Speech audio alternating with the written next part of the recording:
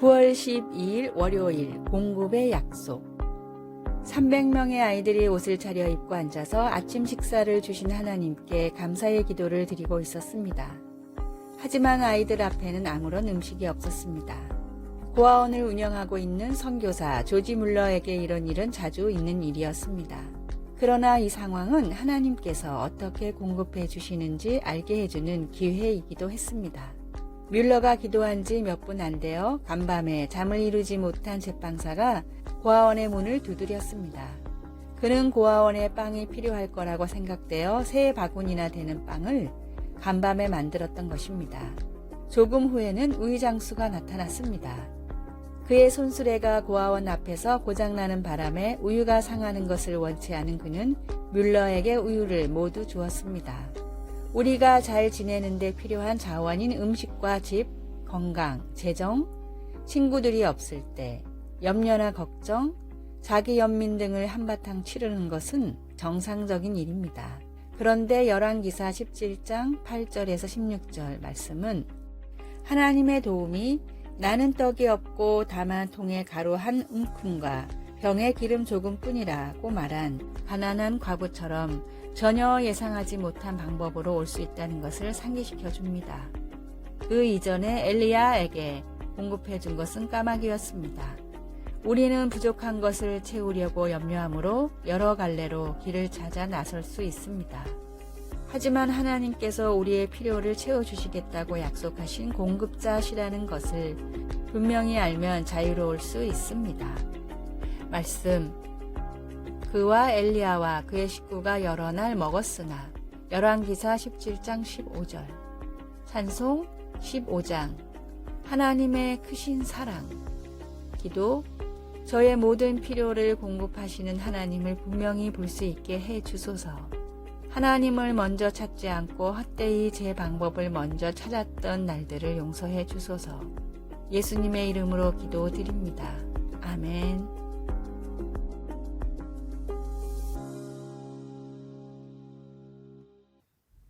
9월 13일 화요일 쳇바퀴를 돌려도 론 허치크래프트의 마음 도둑이란 책에 나오는 게르빌루스라는 다람쥐와 주인의 대화입니다.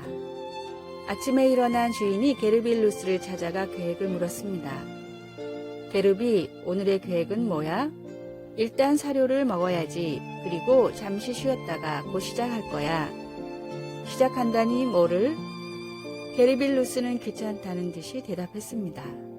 먹긴 뭐야? 쳇바퀴 도는 일이지. 잠시 뒤 사료를 다 먹은 게르빌루스는 쳇바퀴에서 열심히 달렸습니다. 주인이 몇 시간 뒤 찾아와 다시 물었습니다. 그런데 거기서 평생 쳇바퀴만 돌 거야? 다른 방법을 시도해보는 게 낫지 않겠어? 주인의 말을 들은 게르빌루스는 고개를 끄덕였습니다. 그 말이 맞아. 여길 벗어나려면 조금 더 빨리 달려야겠어. 그리고 젖먹던 힘을 다해 쳇바퀴를 굴렸지만 여전히 제자리였습니다. 사육장을 벗어나지 않는다면 아무리 열심히 달려봤자 제자리일 뿐입니다. 진리로 얻은 자유함을 버리고 다시 세상의 쳇바퀴로 돌아가는 어리석은 성도가 되지 마십시오. 오늘의 말씀. 임금들과 높은 지위에 있는 모든 사람을 위하여 하라. 이는 우리가 모든 경건과 단정함으로 고요하고 평안한 생활을 하려 함이라. 디모데전서 2장 2절. 오늘의 찬송 207장 귀하신 주님 계신 곳. 오늘의 만나 없어질 것을 위해 열심히 내는 어리석은 자가 되지 않게 하소서. 똑같은 세상에 나가 똑같은 일을 해도 주님을 위한 마음으로 합시다.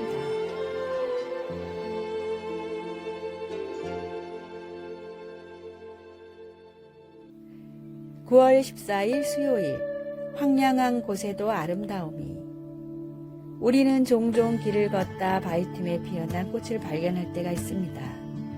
그것은 넓고 아름다운 들판에서 자라나는 꽃들만큼 키가 크지는 않아도 아름답기는 마찬가지여서 보면 기분이 좋아집니다. 이렇게 거칠기만 한 곳에서 우연하게 좋은 것을 만나고 보면 예수님을 믿는 사람들에게도 삶이 얼마나 생기가 없고 황량하게 보일 수 있는지 생각하게 됩니다. 어려움은 극복할 수 없을 것 같고 시편 기자 다윗의 외침처럼 우리의 기도도 때로는 소용없는 것처럼 보이기도 합니다. 여호와여, 나는 가난하고 궁핍하오니 주의 귀를 기울여 내게 응답하소서. 우리도 다윗처럼 기쁨을 갈망하는 존재들입니다. 그러나 다윗은 이어서 주를 부르는 모든 사람들에게 인자함을 넘치게 베풀어 주시는 하나님, 신실하시고 긍휼히 여기시며 은혜를 베푸시는 하나님을 섬긴다고 선언합니다. 하나님은 정말로 응답해 주십니다. 때때로 하나님은 황량한 곳에 해바라기를 보내주십니다. 그것은 친구로부터의 격려의 말이나 글, 위로의 문장이나 성경 구절 혹은 아름다운 해돋이처럼 우리에게 희망을 가지고 더 가벼운 발걸음으로 앞으로 나가게 해주는 것들입니다. 우리를 어려움에서 건져주시는 하나님을 경험할 그날을 기다릴 때에도 시편 기자처럼 주는 위대하사 기이한 일들을 행하시오니 주만이 하나님이시니이다 라고 선언하는 우리가 될 수 있기를 소원합니다. 말씀, 주는 선하사 사죄하기를 즐거워하시며 주께 부르짖는 자에게 인자함이 후하심이니이다. 시편 86편 5절. 찬송 327장 주님 주실 화평. 기도, 사랑의 하나님, 긍휼히 여기시고 은혜를 베풀어 주시니 감사합니다. 신실하신 하나님이 과거의 나의 기도를 어떻게 응답하셨고 또 미래에 어떻게 응답하실지 기억하게 하소서. 예수님의 이름으로 기도드립니다. 아멘.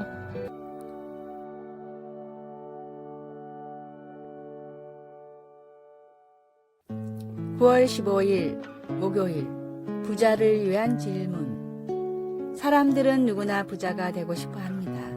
그러나 얼마나 가져야 부자라고 할 수 있을까요? 사람마다 기준은 모두 다를 것입니다. 다음은 미국의 유명한 인터넷 커뮤니티에 올라온 당신이 부자인지 확인할 수 있는 질문이라는 글입니다. 첫째, 친구의 성공에 진심으로 축하할 수 있다면 부자이다. 둘째, 남을 위해 베풀 때 본전 생각이 안 난다면 부자이다. 셋째, 자녀들의 존재만으로 기뻐할 수 있다면 부자이다. 넷째, 모든 식사에 앞서 진심으로 감사 기도를 드린다면 부자이다. 다섯째, 일상에서 접하는 자연의 아름다움이 느껴진다면 부자이다. 여섯째, 부족한 것에 대한 갈망이 아니라 있는 것에 대해 감사하고 있다면 부자이다. 일곱 번째, 남을 비난하는 횟수보다 더 많이 축복한다면 부자이다. 여덟 번째, 과거를 그리워하지 않고 미래를 기대하고 있다면 부자이다. 아홉 번째, 아무리 바빠도 하나님을 잊지 않고 있다면 부자이다. 열 번째, 죽음이 두렵지 않다면 부자이다. 진정한 부자는 마음의 구원의 확신을 품고 하나님이 주신 것에 만족하며 사는 사람입니다. 우리 삶에 베풀어 주신 하나님의 충만한 은혜에 감사하십시오. 오늘의 말씀. 내가 비천에 처할 줄도 알고 풍부에 처할 줄도 알아. 모든 일에 배부르며 배고픔과 풍부와 궁핍에도 일체의 비결을 배웠노라.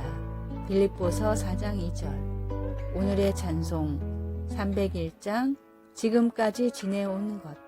오늘의 만나. 주님께서 인정하는 진정한 부자가 되는 삶을 살게 하소서.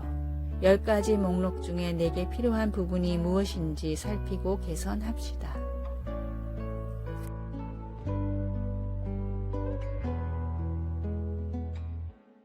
(9월 16일) 금요일, 우리의 구원자 하나님. 넓은 바다에서 한 구조대원이 철인 3종 경기 중 당황하여 난간에 빠진 수영선수들을 돕기 위해 카약을 타고 나섰습니다. 그 여자 구조 요원은 카약의 가운데를 잡으면 배가 뒤집히는 것을 알고 배 가운데 부분을 잡지 마세요 라고 수영선수들에게 소리쳤습니다. 그 대신 그녀는 힘이 빠진 수영선수들을 카약의 앞머리 쪽으로 가라고 했습니다. 거기서 고리를 잡으면 이 카약 안전요원이 그들을 구조해 주었습니다. 삶이 그리고 사람들이 우리를 끌어내리려 하는 위험 앞에서 예수님을 믿는 우리에게는 구원자가 계심을 압니다. 주 여호와께서 이같이 말씀하셨느니라. 나 곧 내가 내 양을 찾고 그 흩어진 모든 곳에서 그것들을 건져낼지라. 에스겔 34장 11절에서 12절. 이것은 이스라엘 백성이 유배 중에 에스겔 선지자가 준 확신이었습니다.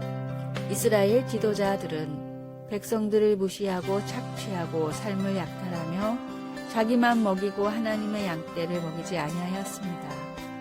그 결과 사람들은 온 지면에 흩어졌을 때 찾고 찾는 자가 없었습니다. 그러나 주님은 내가 내 양을 건져내겠다고 선언하셨습니다. 그리고 그분의 약속은 지금도 유효합니다. 우리는 무엇을 해야 할까요? 전능하신 하나님과 그분의 약속을 견고히 붙잡으십시오. 하나님은 나 곧 내가 내 양을 찾고 찾으리라고 말씀하십니다. 그것은 단단히 붙잡을 가치가 있는 구원의 약속입니다. 말씀, 내가 그 흩어진 모든 곳에서 그것들을 건져낼지라. 에스겔 34장 12절. 찬송 400장 험한 시험 물 속에서. 기도, 하나님, 인생이 너무나 두려울 때엔 험한 풍랑에서 돌이켜 언제나 하나님께 나아가게 하소서. 아멘.